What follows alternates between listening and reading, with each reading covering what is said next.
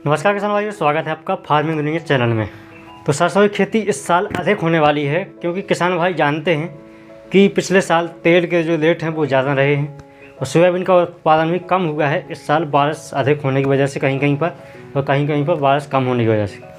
इसलिए जो तिलहन वाली फसलें हैं उसकी डिमांड बाज़ार में रहेगी और जो भाव अभी है और पिछले साल अच्छा भाव मिला था किसान भाइयों के लिए और इस साल भी बहुत ही अच्छे चांस हैं भाव मिलने के।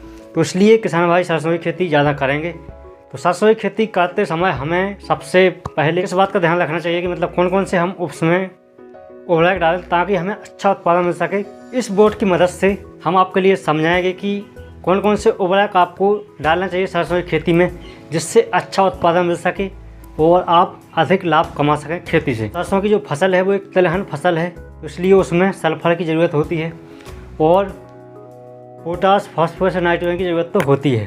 सरसों की फसल के जिन जिन पोषक तत्वों की ज़रूरत पड़ती है उनका हमने पहले से एक चार्ट बना लिया है और आपको बताने की कोशिश करते हैं किस प्रकार से कितना कट्टा कितनी एकड़ में डालना है आपके लिए। सबसे पहले बात करते हैं पोषक तत्व।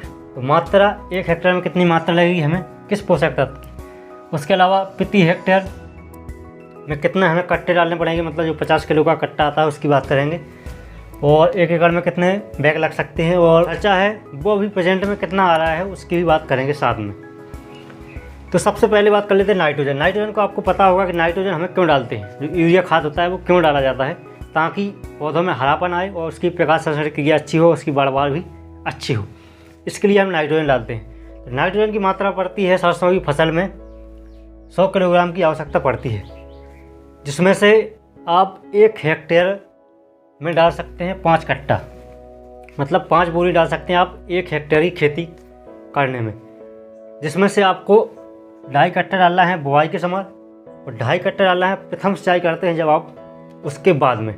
तो आप इस प्रकार से 2 भागों में नाइट्रोजन की मात्रा दे सकते हैं। प्रति एकड़ की बात की जाए तो प्रति एकड़ आपको 2 कट्टा देना है, जो कि 1 कट्टा बुआई के समय और 1 कट्टा जब आपका पानी लगे पहला तब। खर्चा की बात की जाए तो 267 रुपये की 1 बोरी आ रही है अभी हमारे यहाँ का जो रेट है। अलग अलग राज्यों का अलग अलग रेट होता है, थोड़ा 2-3 रुपये का फ़र्क होता है, कुछ नहीं। तो इस हिसाब से 5 बोरी लगेगी 1 हेक्टेयर में, तो 1337 रुपये होगी हमारे यूरिया की। अगली बात कर लेते हैं फास्फोरस। फास्फोरस हम क्यों डालते हैं, क्योंकि जो पौधों की जड़ें हैं अच्छी मजबूत हों और जड़ों का विकास अधिक हो जिससे पौधा मजबूत बने, इसलिए हम फास्फोरस डालते हैं। तो फास्फोरस में आप बहुत से किसान भाई DAP डालते हैं, तो बहुत से किसान भाई सिंगल सुपर फास्फेट डालते हैं। तो अभी हम इस चार्ट में जो लिखा हुआ है हमने SSP, हम सिंगल सुपर फास्फेट की बात करेंगे। तो यदि आप सिंगल सुपर फास्फेट डालते हैं तो आपको सल्फर अलग से नहीं देना पड़ेगा सरसों की फसल में, इसमें लाभ है SSP डालने से। इसकी हमें 1 हेक्टेयर में मात्रा लगती है 50 किलोग्राम। तो इस हिसाब से हम प्रति हेक्टेयर 6 से 7 कट्टे डालेंगे सिंगल सुपर फास्फेट के। और प्रति एकड़ की बात की जाए तो 3 कट्टे डालेंगे, जिसका 1 कट्टे का जो प्राइस है वो है मार्केट में अभी 362 रुपये। इस प्रकार से यदि आप 7 कट्टे डालते हो 1 हेक्टेयर में तो 25 से 34 रुपये 1 हेक्टेयर की प्राइस। अगला हमारा पोषक तत्व, मेन पोषक तत्व है पोटास। पोटास अभी बहुत से हमारे भारत में लोग यूज नहीं करते हैं। क्यों नहीं करते, क्योंकि हमारी ज़मीनों में पोटास पाया जाता है, लेकिन मेरे हिसाब से लगातार खेती होने की वजह से पोटास की अब कमी आने लगी है हमारी ज़मीनों में। तो उस हिसाब से हमें पोटास देना चाहिए फसल में। तो पोटास क्या काम करता है, हमारी फसल को अच्छा मजबूत बनाता है, डंठल उसका मोटा होता है और जो दाने की चमक है वह पोटास के कारण ही आती है। तो जब हम बाज़ार में बेचने जाएंगे तो हमारा जो माल है अच्छे दामों पर बिकता है। तो इसलिए पोटास की मात्रा भी हमें डालनी चाहिए। पोटास के लिए हम डालेंगे म्यूरेट ऑफ पोटास। तो 1 हेक्टेयर में 30 किलोग्राम पोटास की ज़रूरत पड़ती है, तो उस हिसाब से हम म्यूरेट ऑफ पोटास का सीधा 1 कट्टा डालेंगे 1 बोरी, जो 50 किलो में आती है। 1 एकड़ की बात की जाए तो 1 एकड़ में हमें 15 किलो पोटास की ज़रूरत पड़ेगी। इस हिसाब से 1 एकड़ में आधा कट्टा आपको डालना पड़ेगा, 25 किलोग्राम पोटास देना पड़ेगा। तो उस हिसाब से 15 किलो पूर्ति हो जाएगी हमारी 1 एकड़ ज़मीन में। इस हिसाब से जो खर्चा आता है प्रति हेक्टेयर के हिसाब से तो 800 रुपये का 1 कट्टा आता है पोटास का। तो उस हिसाब से 1 हेक्टेयर में पोटास की जो मात्रा खर्चा है वो 800 रुपये हो गया। अगला पोषक तत्व हमारा जिंक। जिंक हम फसल में क्यों डालते हैं, जिंक प्रकाश संश्लेषण क्रिया में भी मदद करता है और जो फूल निकलते हैं, फल बनते हैं, वो क्रियाएं होती हैं जो पौधे के अंदर उनमें ही इसका भाग रहता है। तो इसलिए हम जिंक को देना चाहिए फसलों में, उससे हमारा उत्पादन अच्छा होता है और जो पौधे का स्वास्थ्य अच्छा बना रहता है। बहुत छोटी मात्रा में ज़रूरत पड़ती है पौधों के लिए, लेकिन बहुत ही बड़ा काम करता है यह पोषक तत्व। तो जिंक के लिए हम देने के लिए जिंक सल्फेट का यूज़ करेंगे, जो कि 33% में बाज़ार में उपलब्ध है। तो हमें जो 5 किलोग्राम जिंक की ज़रूरत पड़ती है, तो 15 किलोग्राम जिंक सल्फेट हम डालते हैं तो हमें पूर्ति हो जाती है। 1 एकड़ में 6 किलोग्राम जिंक सल्फेट हमको देना है, जिसकी प्राइस की बात करें तो 85 रुपये केजी के हिसाब से अभी जिंक सल्फेट आता है मार्केट में। तो 15 किलो हम देंगे 1 हेक्टेयर में, तो 1275 रुपये हमारा ये होता है। तो हमारा जो पूरा कैलकुलेशन है सरसों की फसल में लगने वाला ओवरऑल का, तो 5946 रुपये का हमें जो ओवरऑल लगता है 1 हेक्टेयर सरसों की खेती करने में। इस हिसाब से आप सरसों की खेती में ओवरऑल डाल सकते हैं। तो यदि आप एसएसपी की जगह पर आप डीएपी लेते हैं तो आपको नाइट्रोजन की मात्रा घटा देनी है, 4 कट्टे लेना है यहाँ पर, क्योंकि 18% नाइट्रोजन डीएपी में पाया जाता है। तो इसलिए आपको इसकी मात्रा घटा देनी है।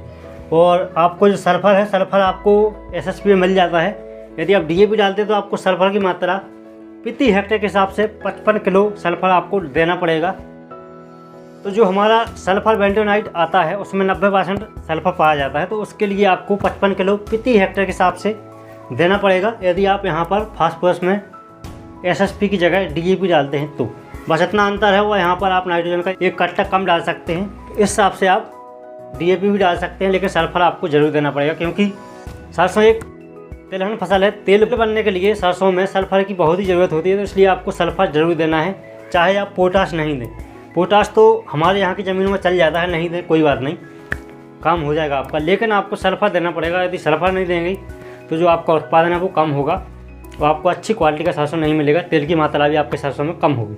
और बात करें नाइट्रोजन की, तो नाइट्रोजन आपको 2 हिस्सों में देना है, पहले जुताई के समय आधी मात्रा और आधी मात्रा पहली बुआई के समय। यदि आपकी मिट्टी काली है और गहरी मिट्टी है, तो यदि आपकी मिट्टी बालू रहित है, मतलब लेती वाली मिट्टी है जो पानी देने से कटती है, उस प्रकार की मिट्टी में आपको नाइट्रोजन की मात्रा 3 बार देनी है। तो कितने भी मात्रा डालें आप, तो 3 हिस्से कर लेना उसके।